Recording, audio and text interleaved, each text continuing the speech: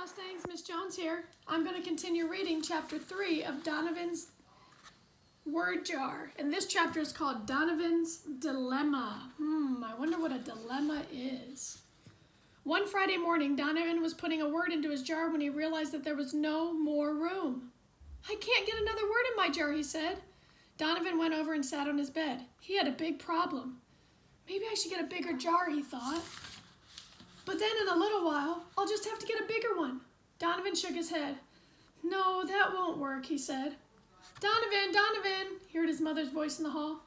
"Come on, it's time for breakfast. What's taking you so long?" she called. "You'll be late for school." "I'm coming right now." Donovan got up from the bed, grabbed his books from his desk, and ran out of the room. When Donovan entered the kitchen, his mother was sitting at the table reading the paper. His breakfast was on the table. "Mom, I've got a problem," Donovan said as he put his books on the counter and then slid into the chair across from her. Donovan picked up his fork and began to eat his pancakes. "There isn't space for another word in my word jar," he said between bites. "You've collected too many words?" his mother asked. She sounded pleased. "Yes," Donovan answered in a proud voice. "Well, perhaps you should get a bigger jar," she suggested. "Mom, I thought of that, but I'll only have to get an even bigger one when that jar fills," Donovan explained. "You're right, honey. Why don't you give this problem a little more thought? Maybe you'll come up with a better solution," his mother said, getting up from the table. "Don't forget to put your plate in the dishwasher. I'm going upstairs to check on your sister." Donovan watched his mother put his lunch bag on the counter next to his books. "Donovan, don't forget to eat the raw vegetables in your lunch," his mother said as she left the kitchen. Oh, if you remember in the beginning chapter, he really did not like those raw cauliflower and raw broccoli. "Thanks, Mom," Donovan called out. Then he gathered up his books and lunch and started out for school. His mother was right. If he thought hard enough, maybe he could solve his problem. That afternoon, when school was over, Donovan decided to ask for Mrs. Pankey's advice. She always seemed to have good ideas. He waited until everyone else left the classroom. He wanted to have all of Mrs. Pankey's attention. Donovan walked over to Mrs. Pankey. She was writing a list of presidents on the board. "Hi, Mrs. Pankey," he said. "Hello, Donovan. Are you staying after school?" she said in surprise. "I have a problem, and I thought you could help me," Donovan said. "Maybe I can. Why don't you give me the details?" Donovan told Mrs. Pankey about his collection and explained his problem.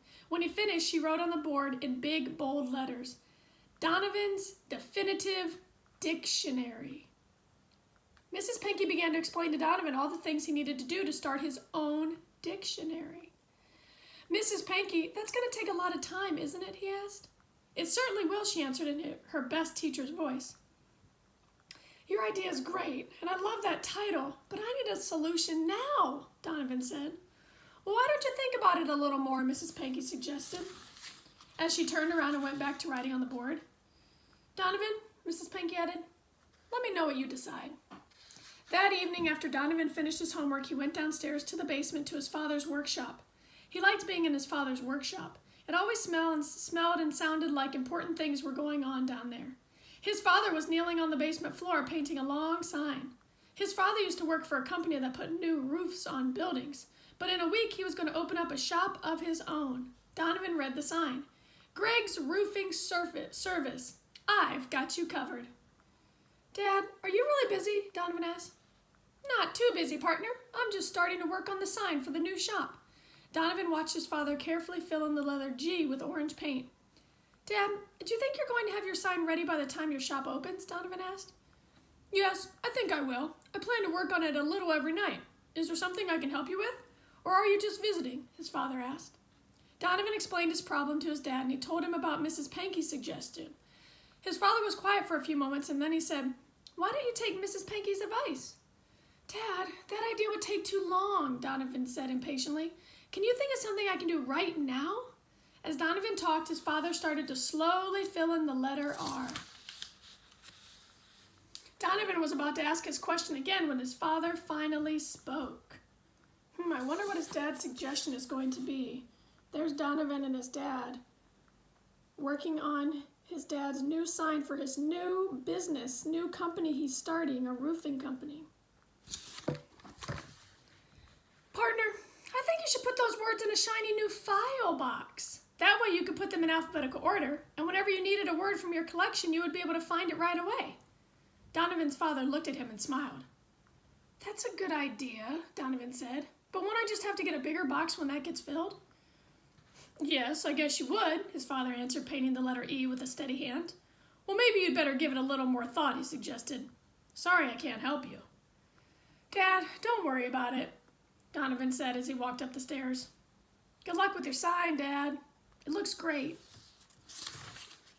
And that is the end of chapter 3. So Donovan is really looking for an answer, but he's going to all these people and it seems like their suggestions are not quite what he's looking for. I wonder how Donovan will solve his dilemma. And now you've probably figured out that dilemma means a problem. So Donovan has a problem. What is he going to keep all of these words that he collects in? All right, Mustangs. Until next time, take care.